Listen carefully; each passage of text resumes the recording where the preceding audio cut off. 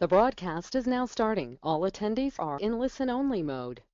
Hello, welcome to today's webinar. My name is Taylor Pettis, and our presentation today is the 30-minute SEO Checkup. This is a continuation in the 3 Deep webinar series covering various digital marketing topics, and today we're learning about SEO from Nate Plant. So we hope the presentation will be provide you with some strategies that you can immediately implement in your marketing campaigns. We also hope that the presentation is interactive. Please share your comments and questions in the chat area of the webinar screen. I'll also do my best to help Nate answer your questions during the presentation. The next item, we are recording today's webinar, and you'll all be emailed a copy following the event. And now, it's my pleasure to introduce Nate Plant. Nate is the Senior SEO Specialist with 3 Deep Marketing and a self-described optimizer of all things. Here's Nate. Great, thanks Taylor.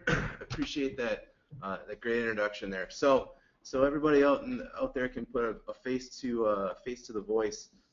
Here's the two presenters today. Taylor on the left there, he is the Senior Marketing Manager here at 3 Deep Marketing. Follow him on Twitter at that Twitter handle, and he would love to connect with you on LinkedIn. And you can get to him through that shortened link there. On the right, that's me. I'm Nate Plant. Like Taylor said, I'm the Senior SEO Strategist here at 3 Deep. Please do follow me on Twitter. And if you like what you hear today, I've got lots more great ideas on the blog, on our blog on 3dmarketing.com, and you can access those articles by following that bit.ly.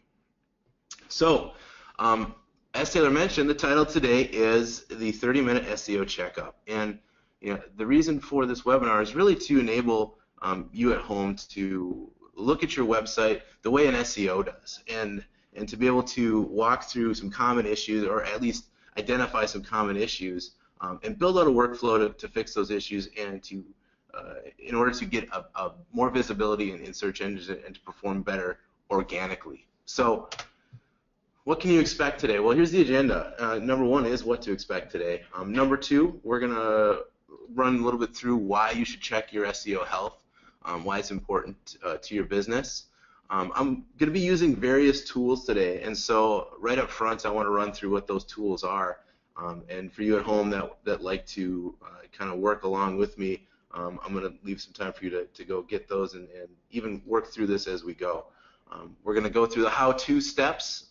There's about 8 steps of really getting that high-level SEO health view, and then we're going to end up with some questions.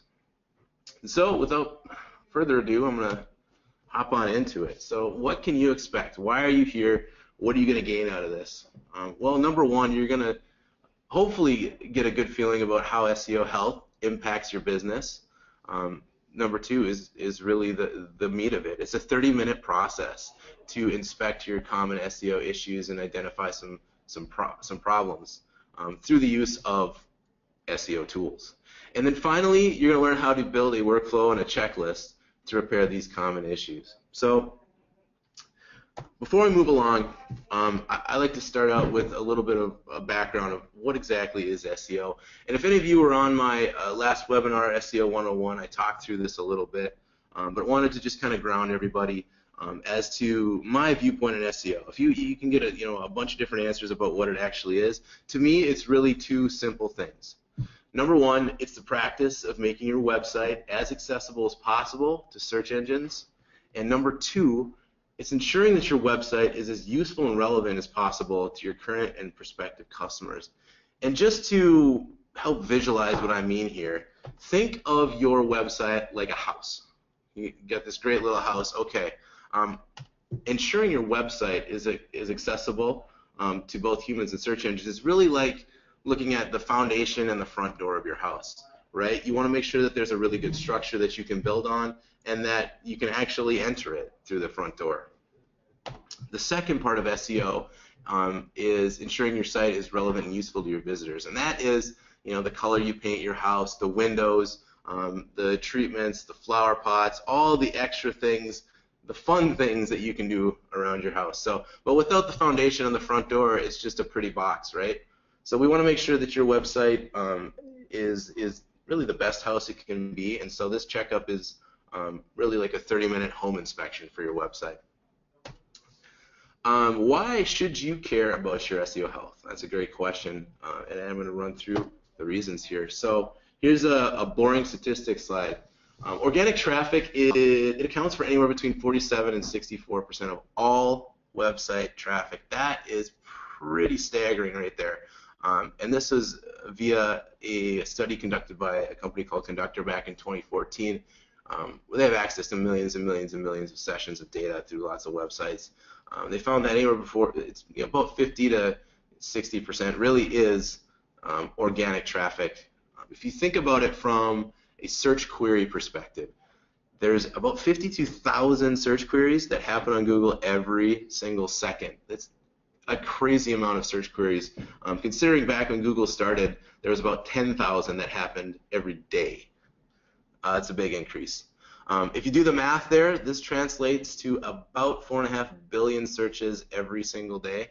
And I can tell you of that 4.5 billion, there's about 1.5 million that have never been searched before. So there's a lot of people searching for a lot of things and a lot of new things. And so the first step really to being present in these search results, first step is being present in these search results. And in order to be present, you need to have a solid SEO foundation, and I'm going to show you how to get that on your site today. So before I run into the tools, I just wanted to talk through exactly who's going to find value from this webinar, and it's really people from beginner all the way through advanced. If you're a beginner, a lot of these tools are going to look new to you, but hopefully I have enough information to allow you to really understand what the basis of them and how to use them purposefully on your website will be. Those in the intermediate level will probably get the most out of this. They have some familiarity, they understand SEO. And then those of you who are advanced, hopefully I have some tricks up my sleeve that you haven't thought about yet and will help you and provide value today. So let's dive right into the tools that you're going to need. Number one, you're going to need access to an analytics platform of some sort on your website. In this example, I use Google Analytics. As a matter of fact, 3D Marketing as a whole is an analytics certified partner, or Google Analytics certified partner. And we use Google Analytics almost exclusively for all our clients here. Number two is Google Search Console. This was formerly known as Google Webmaster Tools. They made a switch or a rebrand back in 2015. Number three is Bing Webmaster Tools. This is basically the equivalent of the Google Search Console, but for Bing. Number four, you're going to use Google as a tool. A lot of people use it as just a search engine, but it is a really powerful tool that you can use to diagnose some SEO issues. Number five is my favorite tool on that list, and it's a Screaming Frog Spider. It's a crawler. We'll talk more about this, but it's a crawler that can go through your website and capture information about your various pages.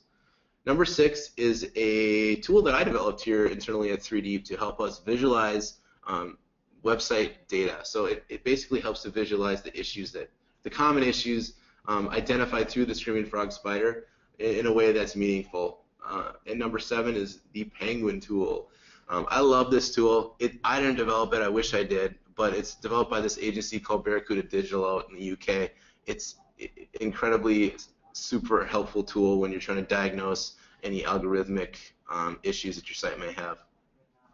And then finally, grab something to write your checklist down, whether it's a Word doc, Excel, Notepad, Google Docs, pen and paper, whatever you want to use that you're going to be able to write stuff down and make a checklist or a punch list to go through and fix later. In case you want direct access to these and you want to follow along at home, I've included the URLs here where you can access all of these different tools if you don't have them already. All right, here we go. 30-minute SEO checkup. We're going to run through the steps. Step number one is to crawl your site with Screaming Frog. So full disclaimer here, if you have a really large website, like thinking like e-commerce or some site with thousands and thousands of pages, this crawl might actually last a half an hour.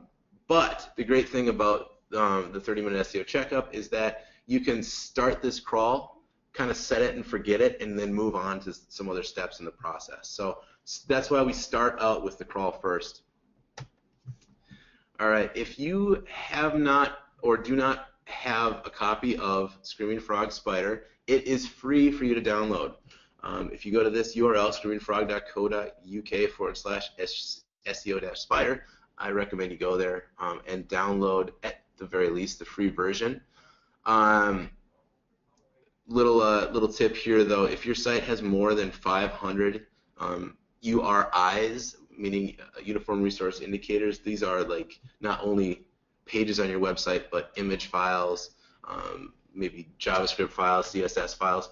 If you have more than that, you're going to want to buy the full version of Screaming Frog, but it's very, very inexpensive. It's about $12 a month to get the full version. So I would recommend getting that because you're going to get a lot more information.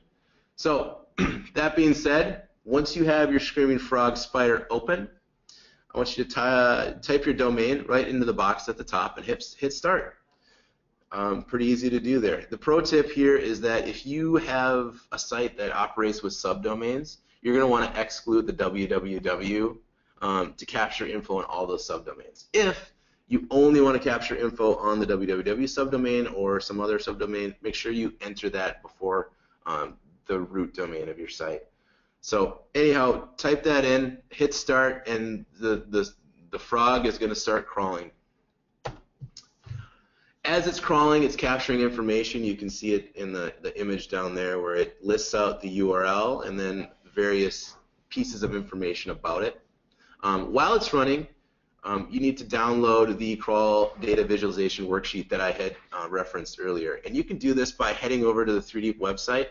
I wrote a blog that actually walks you through exactly how to upload the data from Screaming Frog into it. So if you go to that blog post there, I actually have two versions of it. I've got an Excel version and a Google Docs version. So whatever you're more comfortable with, go ahead and download them there. I'd recommend the Excel version because I have a little bit more familiarity with it, so it looks prettier, and the Google Docs version is not as well organized, but it has the same information there, so whatever you want, go grab it. As your crawl completes, make sure you save it to your computer somewhere so you can access it easily in the future if need be. And once it's saved and complete, from the top drop-down of the tool, on the report section, select the crawl overview. And it's going to ask you how you want to save the file. Make sure you save it as a .csv file. Once you do, open it and then copy and paste the data into the Data tab of the Crawl Data Visualization worksheet. Once you do, you're going to see some information that looks like this. This is just kind of a high level. The sheet goes down much further. It has more information about other things, but this is the type of visualization you can expect, where it's going to look at, first off, your response code of your pages on your site.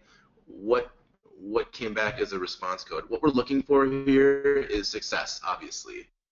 We want every page to load as expected. In this particular case, there's a lot of internal redirection on this site that was crawled, and that's something that we don't necessarily want. So because we can control it, we want to go in internally and update those links so that they serve a 200 response code. What we don't want to see here too is a lot of client errors or service errors. So the 404 errors, these are the broken links, broken pages, dead ends for both humans and search engines. We don't want to see those. And server errors indicates that there's a bigger problem on the back end. You're also here going to see URL issues, page issues, meta descriptions, all types of stuff that are related to the page level metadata. And I'm going to show you kind of a visualization of exactly what those things are here. So take, for example, the blog post page for this webinar here. I'm going to show you where these elements occur on the page and what they exactly are. So meta description. This is something you're not going to see on the page. This is actually within the head section of your web page, and it's essentially the elevator pitch for your page that is displayed in the search results. So when you type in something into Google, that result that's served up, that little snippet of information about that page, that's what's called the meta description. You want to make sure that this is purposefully optimized to be that elevator pitch for the page. Things you can see, title tag. This is the most important element, on-page element that you can optimize. This should be descriptive, and it should be unique to every single page. Ideally, you want to keep it under 65 characters. I think that we may have gone a bit over the threshold on this particular title tag, but that's okay. We need to make sure that you have the target keyword phrase up at the start of it, and then your brand name towards the end of it. Next on down is the URL. You want to make sure this is accurate, descriptive, and it should clearly show the page taxonomy. So as an example here, the /blog/ give website SEO checkup 30 minutes shows the taxonomy of where this page lives in relation to the rest of the site. All right, next on down the page is the H1 heading. This is, again, the main topic of what the reader can expect to read about within the copy. There should be only one of these H1 headings on every page. This is the main topic, and it's a key indicator to both humans and search engines that, yep, they're on the right page, they're in the right spot, they understand what they're going to get. H2s are kind of subheadings, so these are other things that may be of value or of relevance to humans and search engines within the content on that page. There are going to be many of these throughout the page as well. Alternative image text. You're going to get information about this. All your images will be crawled when you crawl with Screaming Frog, and it's going to be able to look at the way they're coded and see if whether or not they have an alternative text to them. This is important because search engines, they can't see images like humans can, and so we have to tell them what they're about. It's another level or layer of optimization that really should happen across all your website pages. And finally, the page copy. You're going to get various information from the crawl about your copy, not necessarily what exactly it is, but how long pages are, if they're too long in the eyes of the crawler, or if they're maybe they need to beef up the copy if they're under a certain threshold. But really, this copy should be unique, descriptive, robust, and keyword rich. Google and other search engines can crawl through your copy, and it can understand contextually what you're talking about, as long as it is in alignment with the other elements that need to be optimized on the page. So you have all this information, you visualized it with the crawl data visualization. What do you need to really take note of? Well, number one, any redirection, broken links, and or server errors that you come across on your site. Number two is URL issues. Page title issues come in a close third, and then meta descriptions and heading tags. Really, the crawl data visualization spreadsheet is prioritized from top to bottom on what you really should pay attention to first, second, third, fourth, fifth. So if you do see any issues here, start your checklist, mark these down, and move on to step 2, which is head over to Google Search Console. I'm a big fan of Google Search Console. It gives you a ton of really great information, and like I mentioned, these tools, they have a lot of great features to them. They have a lot of capabilities that we're probably not going to talk through today, and that we're for sure not going to talk through today because they are so robust. And we are focusing on a quick checkup of your site. Time is a factor, so we're going to focus in on some of the most important features. But if you have time, I would recommend just kind of navigating through the Google Search Console. It's going to give you a ton of great information about your site right from the horse's mouth, right from Google. So if you haven't already, go to verify your site in Google Search Console. You can do so at that URL. Once you have it verified, click on your site to access the dashboard, and it's going to pop up a dashboard that looks very, very similar to the one you see in front of you here. The first stop that you want to head to is the crawl errors section. This is super important. What we did before with Screaming Frog is we crawled internally all of the links that we could find, and it's giving us information about it. What Google Search Console does is it also goes to your site via external links. And so if there's any, say you removed a whole bunch of pages from your site at one point, you wouldn't see those on an internal crawl. But if Google can access those via an external link, it can tell you some additional information you're not going to get through that crawl. So to get there, you want to click on the banner, the crawl error section banner there to access the report. And this is going to bring you to a different screen, which looks similar to this. So This is the graph of whatever type of error you have selected and that you're accessing at that time. In this case, we're looking at 404 errors, not found. That's what that means. And you can see time over the last 90 days, the amount or total quantity of these errors that appear on the website. Down below, you're going to have the individual URLs that are returning that 404 code. The great part about Google Search Console in this area is that you can click on these URLs and it's going to tell you exactly where that URL is linked from and whether it's internal or external. So if it's internal, you can go directly to the page that it's linked from and update that link. And if it's external, you can either do one of two things. You can create a redirect on your site to send that page to a new location, or you can reach out to whatever site's linking to you and say, hey, really appreciate it, but here's some updated content. It lives at a new location. Would you mind updating your link? It's probably easier to create a redirect, but you always want to capture as much juice from other sites as possible, so you may want to reach out. All right, so moving on, you've got you checked out your crawl issues. Now let's go see what Google says you should do to improve how your site looks. So from the left-hand navigation, head to the HTML improvements area, and this is located under the search appearance dropdown.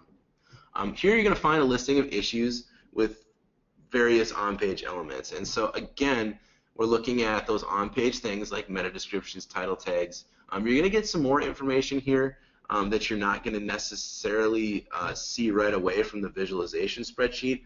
Things like non-indexable content, Google will call that out specifically. And you want to take notes here of any issues reported and mark them in your checklist along with everything else. Finally, and almost most importantly here, if you've experienced a huge drop in your traffic and you don't know why over the last year or 2 years, it could be that you have a manual action on your site taken by Google. They will tell you about it. So head over to beneath the search traffic drop down the manual actions tab, and Google will say, yes, we've taken a manual action, or no, there's no manual web spam actions found. Now, a little word of caution here. If you see something, it may be difficult for you guys to clean it up. I know from personal experience, extremely time-consuming and costly to clear these things up. So I would recommend that you consult someone that deals with these on a daily basis. If you choose to kind of work through this on your own, I have a detailed walkthrough on how to recover from a link-based, and this is just a link-based manual action. So if you want to head to that URL, if you have something here, go over to that URL. You're going to get a detailed step-by-step walkthrough of exactly how you can recover from a link-based manual action. So other than that, consult a partner, consult someone that has some experience. So we're done with Google Search Console here. Our checklist is getting bigger. Now we're going to swing on over to Bing Webmaster Tools. Again, similar to Google Search Console, you're going to have to verify your site. So if you head to the bing.com/webmaster, it'll walk you through exactly what to do to get your site verified.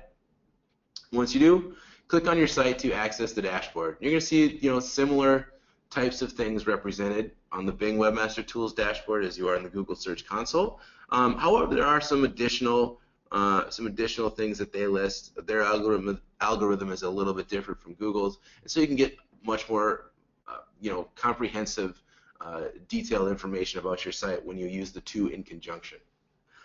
In Bing Webmaster Tools, we're going to focus on one report for this checkup, and it's called the SEO Reports section. So from the left drop-down menu, select that SEO Reports, and head on over to the Report section. It's going to take you to a page that looks similar to this, and you're going to find a list of SEO suggestions. This is also a really great way of prioritizing the fixes on your site, because Bing straight up tells you, here's the severity of what it is to Bing or to Bing's algorithm. So click on any one of those suggestions if there are any. If you've got a perfect website, there won't be any here. So kudos to you if you got that. But once you click on one of those suggestions, it's going to list all the URLs where that occurs on. So this is a great thing, a great resource to go to when you're just trying to create a punch list. So again, prioritize these based on the severity and mark them down in your workflow checklist. Now we're done with Bing for now, and we're going to head over to checking your analytics. Again, we're using Google here. Google Analytics is the preferred analytics platform here at 3Deep, and so we have a ton of experience working through it. Let me say, too, as another disclaimer, I'm not doing a lot of justice to Google Analytics in this webinar. It is a quick, high-level look at how your performance is. We have an entire multi-person team here dedicated to only looking and sifting through analytics data in Google Analytics every single day of work. And so there is a lot of information here. So please, take your time and walk through this. If you have analytics, you can glean a lot of really great insights. What I'm going to show you is a high-level check to say, okay, my search engine optimization, how is it performing? What's the health? Here's how we're going to do it. All right, so log into your analytics tool. This is what Google looks like. Again, we use it because it's super powerful and popular, and it's also free. You just only pay with your data to Google. So head on over to, first choose a period of time. I like to go year over year if you have access to that data, because it will show you the same period of time. It takes into account seasonality. A lot of businesses have that seasonality effect where if you just go month over month, you may or may not get accurate results. So choose a period of time you want to analyze and compare. Typically, you can, a lot of places go month, 1 month, or the default actually in Google Analytics when you log in is 30 days. I like to do by the quarter to just kind of see a trend, and then I analyze that year over year. And once you've got that date range selected, you want to drill down into the channels report, and that's listed under the acquisition dropdown. The next step here is to click on organic search, wherever it may be. In this case, organic search is the #1 driver of traffic for us, so it's right there at the top.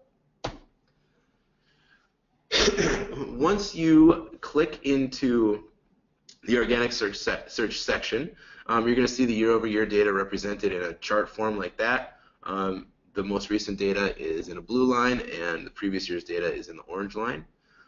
You want to change what the primary dimension is for what you're looking at, and you want to switch it to landing page here, because what we're looking for is dramatic differences in organic entrances to a particular page on your website year over year.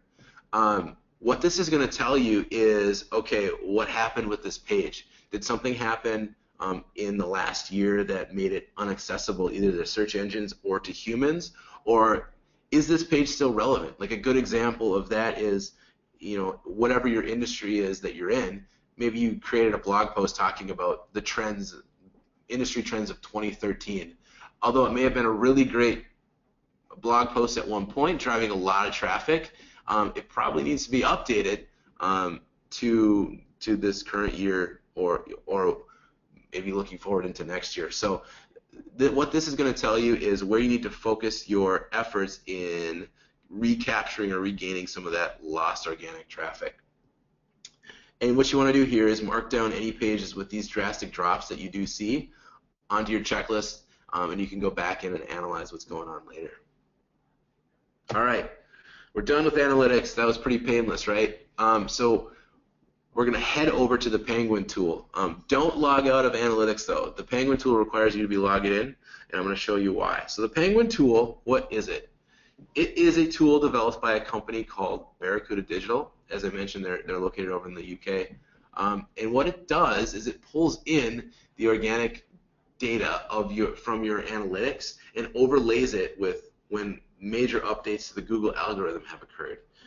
So that's why it's important. You have to stay logged into analytics, because you need to say, okay, yeah, I'll give you access and all that fun stuff. But this is super helpful when you're trying to diagnose whether or not your site took a hit in the last algorithm refresh. So head over to that URL and follow the instructions to connect your site or sites to the analytics, or sites analytics to the tool. Once you do, it's going to churn and you're going to see something like this. And what this is your weekly organic traffic data, and those pretty colored lines, those are all Google algorithm updates. The color-coded lines, they represent the updates to the Google algorithm, and you can see what colors mean what over here on the right-hand side. These toggle switches, they coincide with what color it is and also what type of update it is. For example, Panda-related updates, those related to quality of content on your site. Penguin, that's more so focused on your backlink profile. And structural, these are other various things that Google did. Local, that's the represented by Pigeon there, and then any other updates that Google has that have now Google. Now, if you want more information about exactly what that update is, you simply click on the little line, and you're going to get a pop-up dialog box like this that says, okay, when did this occur? What is it? And then a high-level information about it. In addition, there's also some really helpful links here that link out to other blog posts or other sites that talk about information about that update. So there's going to be a lot of good information about the updates here that you can gather just from this one tool. So how are you using this? So what you want to do here is you want to mark down major correlations. Like if you have a giant dip in your traffic and you say, okay, this happened the exact day that Mobilegeddon happened or something like that, it's probably a good indicator that you need to up the quality of your mobile site. But read through the information. If you're not sure what that update is, go and read the information provided, and then list out all the issues that you can find, and then maybe some possible solutions after you read through all that information into your checklist. And again, there's a lot more stuff here than we can talk about today. They have, obviously lots of data. This is just a screenshot of the visualization, but there's a lot of great data below this. So take some time and walk through it in your leisure.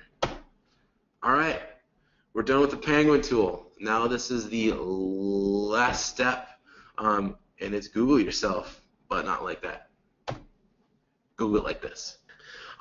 We want to use Google in as powerful of a way as we can, and a lot of people just use it as a search engine, which it's a great search engine, but you can also use Google to diagnose issues with your site through the use of what's called advanced search operators.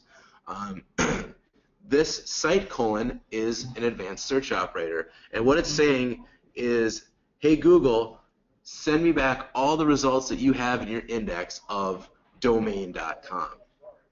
So Google looks through its index and tells me that it's got about 111,000 results that live on domain.com. And this is great because it tells me that these are how many pages that are indexed of my site. So that's what you want to do, is you want to try to figure out how many pages of your site are actually indexed in Google, and then compare that with your actual page count. So if you've got 111,000 pages indexed and you have 111,000 pages on your site, 2 thumbs up. Google is exactly indexing your site the way it should be, and everybody's happy. But if it differs greatly, there could be a couple issues going on here. So say you've got 111,000 pages on your site and Google's only indexing 20 of them. Well, that's a problem. You're pretty severely under-indexed, and this could be the indicator that either Google can't access content on your site, or some other issue. Again, we could talk about like a manual de-indexation of your website by Google. Hopefully it's not that. Also, if you've got 111,000 pages and 222,000 are indexed, this is probably a good indicator that you've got some duplicate content issues happening on the site. This could be through the maybe you use parameters to serve content in your URL and they're not blocked properly, or you have mixed case URLs without choosing the preferred version. These could just be some possible scenarios of why that's happening.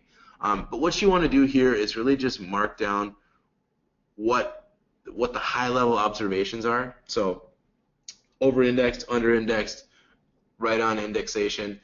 If there's issues, put them in your checklist and move on. So that's really it when it comes to the steps, the process of checking your site. So once you have all this information in your checklist, what do you need to do next? Well, here's what you got to do, is you got to prioritize your checklist. So I've just kind of bucketed some of the issues you could possibly find here into high, medium, and low, and you want to do the same thing within your checklist.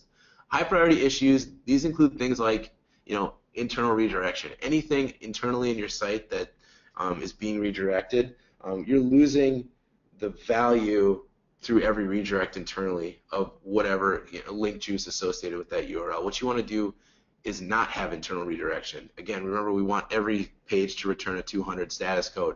So since you have the ability to update your internal links, I would put this as a low-hanging fruit type of thing where you can go in and update your internal links. Any broken links, this is a dead end. We don't want dead ends on our site. We want to have all of the content available for all of the people and all of our customers. So let's remove the dead ends and replace them or redirect them to a similar or more applicable location.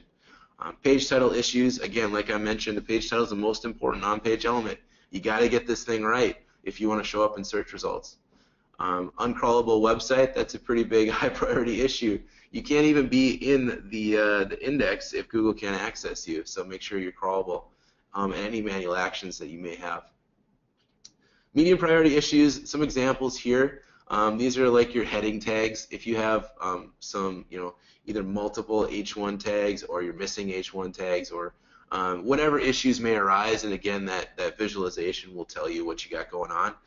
These would fall in the medium priority. And then pages with that traffic loss year over year, this is where your analytics will pay back dividends to. You want to make sure that if you're experiencing this, you're bucketing these into the medium priority.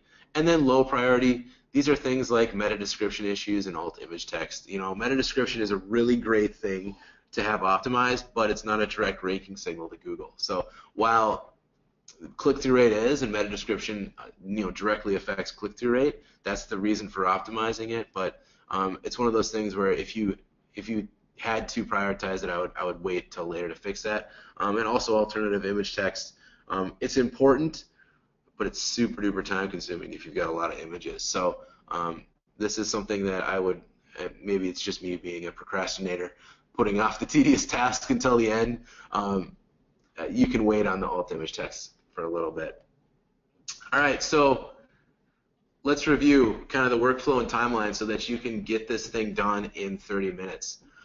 What you got to do, number one, is launch a crawl on your site with Screaming Frog. Like I mentioned, could take a little while to crawl through everything.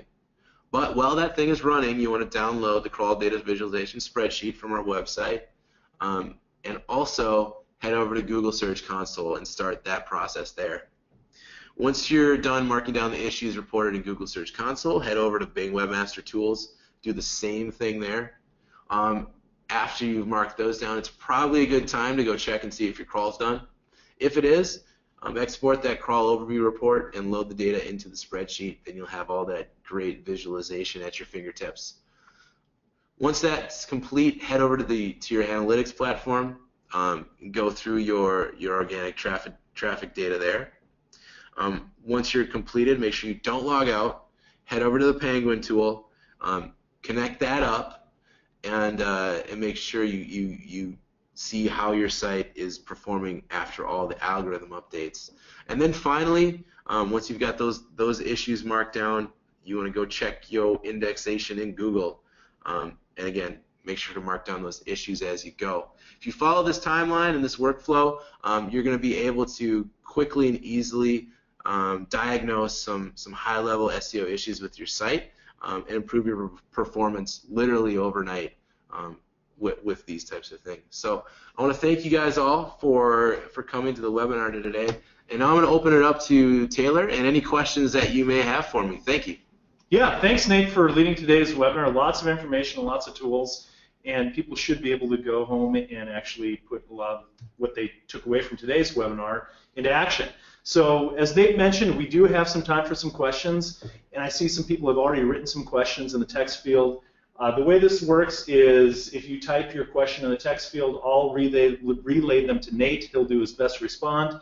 While we collect some questions here, I do want to make a quick announcement. While people enter their questions, I know that, Nate, you just shared how everyone can test their website in 30 minutes and check for their effectiveness. So they may not need this offer, but what we want to do is offer it anyway. So you and your team are offering free SEO scans to the first 25 qualified companies. So people that might have a little bit more robust sites or might want to take a little bit more thorough look, please do take advantage of that opportunity. We will send the link out to register for that in the follow-up.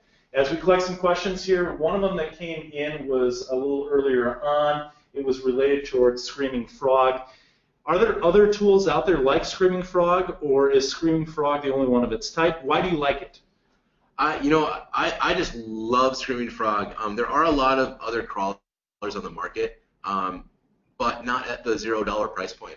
So really, when you're talking about checking your health on a budget, you can do it with Screaming Frog in the free version. I love the fact that they enable people to really understand what's going on in their site.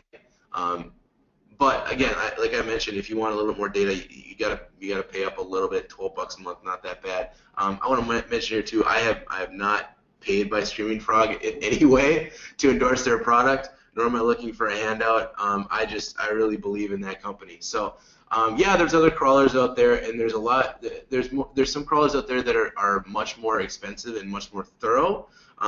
Like Deep Crawl comes to mind, and they go into loads more detail than Screaming Frog does. But for what I use on a day-to-day basis and my clients that I work with, Screaming Frog is more than enough for what I need. It's a great response. And thanks for pointing out that you're not endorsed by them as well, in case anybody was wondering. One comment that came in, there's a question, will we be sharing the slides from today? Yes, the slides will be shared. We are recording the presentation. That will be shared as well. We'll also send out links that Nate's mentioned in the presentation. So stuff that you found helpful, that will be included as well. On to the next question. You talked a little bit about manual penalties. How do sites incur manual penalties? And that's something that you mentioned is probably a little bit more in depth than the 30-minute checkup. But tips on maybe what people should avoid so they don't land themselves in manual penalty land, or even expand on what a manual penalty is. Sure, yeah. So to back up, manual penalties are something that is enforced by Google on your site manually. So it's more than just a clever name. It's a human person that goes through and assesses the quality of your site based on many factors. And these penalties can come in different forms. The one that I talk about in the blog post that I shared at that point is a link-based penalty, and so this is only one of the various types of penalties. You can also receive a manual action related to your content quality. There's various other things there, and in each scenario, it requires a different course of action. So how do you get these? That's another part to this question. Well, for a long time, Google used this ranking indicator of total links to a website, and this is again talking about the link-based manual penalty. But so people got smart to this, and they said, well, if I point all these links to my site, I'd show up higher in the results, so I'm going to do that. That makes a lot of sense to me because I'm going to make money on it. And so through the years, Google understood that people were manipulating their algorithm, made updates to it, but at the same time said, okay, I see what you're doing. You're trying to manipulate your ranking position. I'm going to say that's not fair, so I'm going to go ahead and take you out of my index. And that's a lot of people found themselves in this situation, about 3 years ago, 2-3 years ago or so, when they first started handing out these link-based manual actions. And businesses lost a lot of money. They depended on their SEO firms to give them the best advice, and sometimes they, at the time it could have been the best advice, but because as a result of that, they lost a majority of their organic traffic, and a lot of places took a big hit on their bottom line. So it's important if you do have these. That's why, like I said, if you do have these, you got to consult somebody that's used to doing it, because that being used to it is going to help you get out of that manual penalization much quicker and get your business back up and running as soon as possible. So that's a good description of it. So it's much more than just Google using technology to read. It's actually an alert that tells their staff to go and take a peek at the website, and which is why it's a little bit more severe. So yep. That's definitely interesting. You also mentioned tracking your website year over year. Mm-hmm. Now, there's some people out there that have websites that are younger than a year old, and there's also people that might be saying, hey, I've had my website up for 5 years, mm-hmm.